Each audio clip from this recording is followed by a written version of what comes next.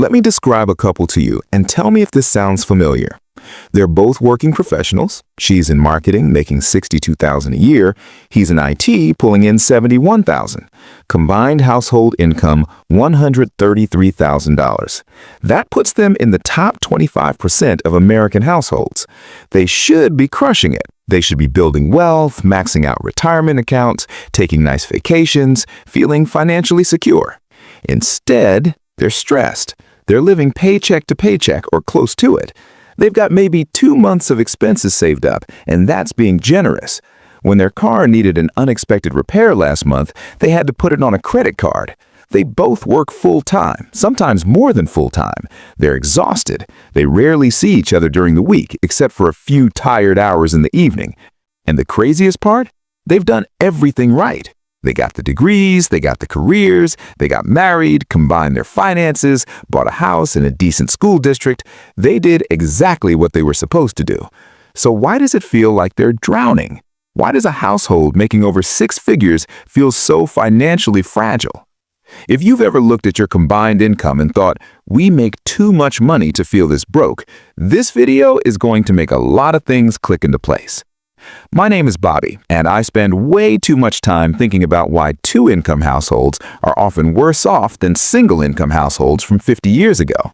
If you're someone who's working alongside a partner, both of you grinding, and you can't figure out why it still doesn't feel like enough, make sure to hit that subscribe button and give this video a thumbs up if this helps you out. Here's the thing. We've been sold this story that 2 incomes are better than 1. It seems mathematically obvious, right? If one person making $50,000 can support a family, then 2 people making $50,000 each should be able to support that same family and have an extra $50,000 left over for savings, investments, and building wealth. That's just basic addition. Except that's not what happened. What actually happened is one of the biggest financial bait and switches in modern American history, and almost nobody talks about it.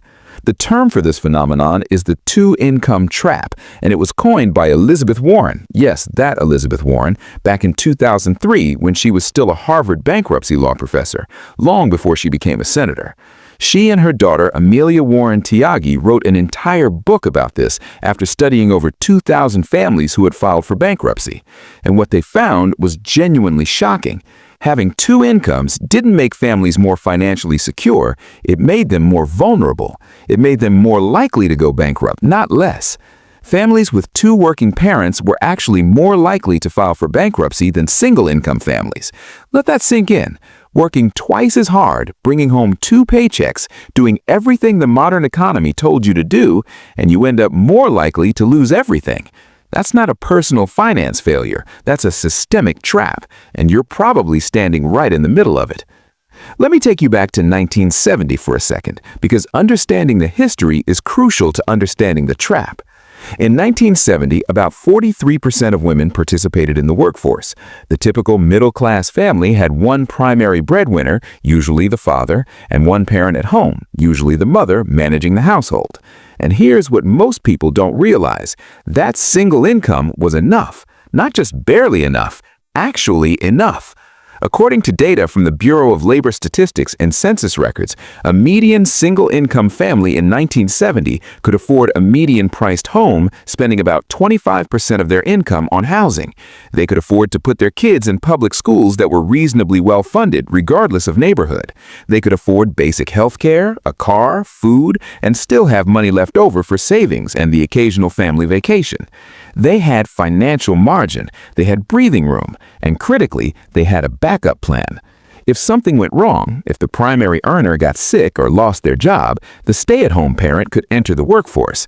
That second potential income was an insurance policy, an emergency reserve that could be activated if needed. Now, fast forward to today. Female workforce participation is around 57% and much higher among married mothers specifically. The 2-income household has become the norm, not the exception. In over 60% of married couples with children, both parents work. We've essentially activated the emergency backup plan as the default operating mode. And here's where it gets really interesting. According to the Bureau of Labor Statistics, the median household income in 2023 was about $74,000. Adjusted for inflation, that's significantly higher than the median household income in 1970. We're making more money than our parents and grandparents did. But look at what happened to costs. Median home prices in 1970, adjusted for inflation, were around $200,000 in today's money. The median home price in 2023? Over $400,000. Housing costs have literally doubled relative to inflation. Healthcare spending per household has increased by over 600% since 1970. Childcare, which barely existed as a major expense in the single-income era because someone was home, now costs the average American family over $11,000 per year per child. And that's the average. In high cost of living areas, you're looking at $20,000 to $30,000 per child annually. Education costs for college have increased over 1,200% since 1980. The fixed costs of being a middle-class family have exploded, while wages have merely crept up. And all that extra income from the second worker got absorbed, every single dollar of it. The two-income family doesn't have double the financial security of the single-income family from 1970. They have less, because their fixed costs expanded to consume both incomes, and they burned their backup plan just to keep up with baseline expenses. Now, you might be thinking, Bobby, this doesn't apply to me. We're smart with our money. We didn't let lifestyle inflation eat our second income. And look, maybe you're the exception, but let me walk you through the math of what actually happens to that second income, and I want you to be honest with yourself about whether this applies to your situation. Let's say one partner makes $70,000 and the other makes $50,000. That's $120,000 combined, which feels like a lot. Let's focus on what happens to that $50,000 second income. First, there's taxes. Because of the way progressive tax brackets work, that second income gets taxed at a higher marginal rate than if it were the only income. The first $70,000 gets taxed at lower brackets, but that additional $50,000 comes in at the top of the stack. Depending on your state, the effective tax rate on the second income could be 30% to 35% or higher when you factor in federal income tax, state income tax, and payroll taxes. So that $50,000 immediately becomes something like $32,000 to $35,000 in actual take-home. But wait, there's more. If you have kids, you need childcare. The average cost of daycare in America is about $15,000 per year per child. Got two kids? That's $30,000. You haven't even left the house yet, and your $50,000 income is now worth maybe $5,000. And we're not done. Two working parents means two commutes. The average American commute costs about $5,000 per year in gas, maintenance, and vehicle depreciation. That's if you're driving. If you're paying for parking downtown, add another $2,000 to $3,000. If you need a second car that you wouldn't otherwise need, add the car payment, insurance, and registration. Call it $8,000 total for the second person's commuting costs. Your $50,000 is now negative. But let's keep going because it gets worse. Two exhausted working parents means less time and energy for cooking, cleaning, home maintenance, and all the tasks that a stay-at-home parent might otherwise handle. Studies show that dual-income families spend significantly more on convenience services and prepared foods. They're more likely to hire house cleaners, order delivery, pay for lawn services, buy pre-made meals, and eat out more frequently because nobody has the energy to cook after a 10-hour day, including commute. These exhaustion expenses can easily add another $5,000 to $10,000 per year compared to a household where one person has time to manage domestic labor. So let's add it up. That $50,000 second income, minus $18,000 for taxes, minus $15,000 for childcare for one child, minus $8,000 for commuting costs, minus $7,000 for convenience expenses and exhaustion spending, you're at $2,000. That's not a typo. The net contribution of a $50,000 second income can realistically be as low as $2,000 per year, maybe less, maybe negative, especially if you have multiple children or live in a high cost of living area. Someone is working full-time, being away from their kids, missing family dinners, grinding through traffic, and the household is netting $2,000 for the year. That's $8 per workday. That's $1 per hour. And here's the psychological trap. Because the gross numbers look big, because you see that $120,000 combined income on your tax return, you feel like you should be doing well. You make spending decisions based on that $120,000. You buy a house based on what two incomes can qualify for. You take on car payments that two incomes can theoretically support.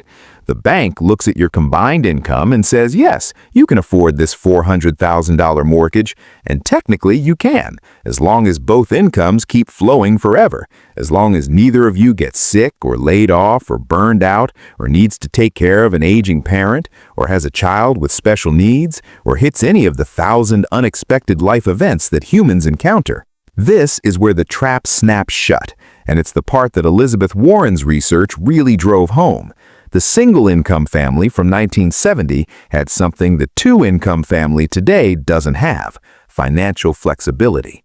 If the breadwinner lost their job, the stay-at-home parent could find work. Not ideal, but it was a backup. It was margin. It was resilience. The two-income family has already played that card. Both incomes are already fully committed to the monthly nut. There's no backup plan. There's no reserve income to activate. If either partner loses their job, gets sick, or can't work for any reason, the family doesn't just lose that income. They often can't maintain their fixed costs even temporarily because those costs were sized for two incomes. This is why Warren's research found that two-income families were more likely to file bankruptcy. It's not because they were irresponsible. It's because they had no margin for error. They were operating at 100% capacity with no reserves, like a car running with no oil in the engine. Everything works fine until it doesn't, and then everything breaks at once. A 2019 study from the Federal Reserve found that nearly 40% of American adults couldn't cover a $400 emergency expense without borrowing or selling something. 40%. And many of those people are in dual-income households making solid money on paper. They're not broke because they don't earn enough. They're broke because their expenses expanded to consume every dollar of their combined earnings, and they're one unexpected transmission repair away from financial crisis. And here's what really gets me. The expenses that consumed the second income weren't luxury expenses. They weren't boats and vacations and frivolous spending, at least not primarily. They were housing and childcare and healthcare and education.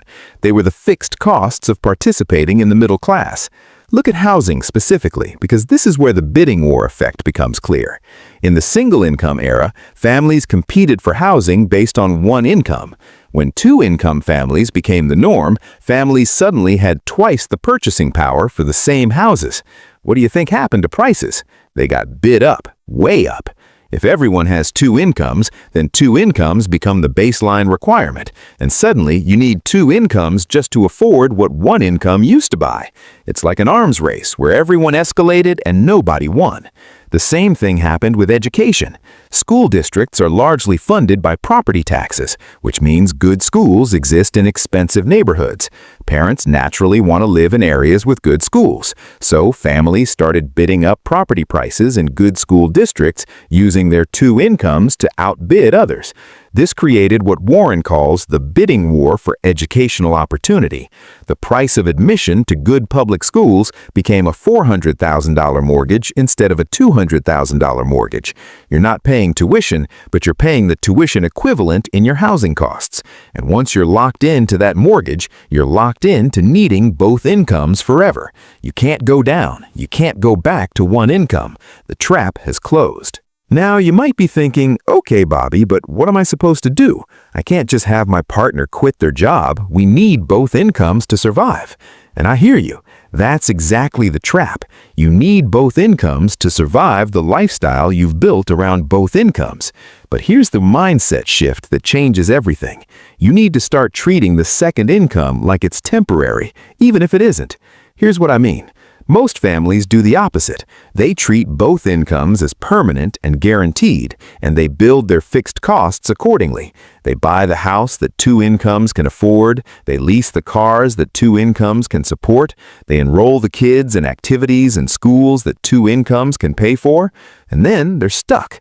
They've built a life that requires two incomes to function, which means neither partner can ever stop working, even if they want to, even if life circumstances make it necessary. The alternative approach is what I call the one-income foundation. You structure your fixed costs, your non-negotiable monthly expenses, so they can be covered by one income alone. The second income then becomes entirely discretionary. Savings, investments, debt payoff, or yes, some lifestyle enhancement. But the critical difference is that you could survive without it. You'd have to cut back, sure. Life wouldn't be as comfortable, but you wouldn't lose the house. You wouldn't go bankrupt. You'd have the margin that modern dual-income families have lost. Let me make this concrete. Say your household makes $130,000 combined, $75,000 and $55,000. Instead of taking on a mortgage that requires $100,000 or more in annual income to service, you take on a mortgage that can be comfortably covered by $60,000. Instead of having 2 car payments, you have 1 or none. You live in a neighborhood that's maybe slightly less prestigious, with schools that are good but not elite. You buy the house that one income can afford, and you bank the difference. That second income, or at least the majority of it, goes straight into building wealth. Emergency fund first, then retirement accounts, then taxable investments. Every dollar you invest is buying back optionality. It's buying the flexibility to have one partner step back if needed, to take a career risk, to handle a health crisis, to be present for aging parents, to actually have a choice. This requires sacrifice in the short term. It means driving past the nice houses you could technically qualify for. It means explaining to friends why you're not upgrading your lifestyle, even though you got a raise. It means resisting the social pressure to spend like a dual-income family because you're building like a single-income family. But here's the payoff. Within 5 to 10 years of this approach, something magical happens. The investments you made with that second income start generating their own income. Compounding takes over.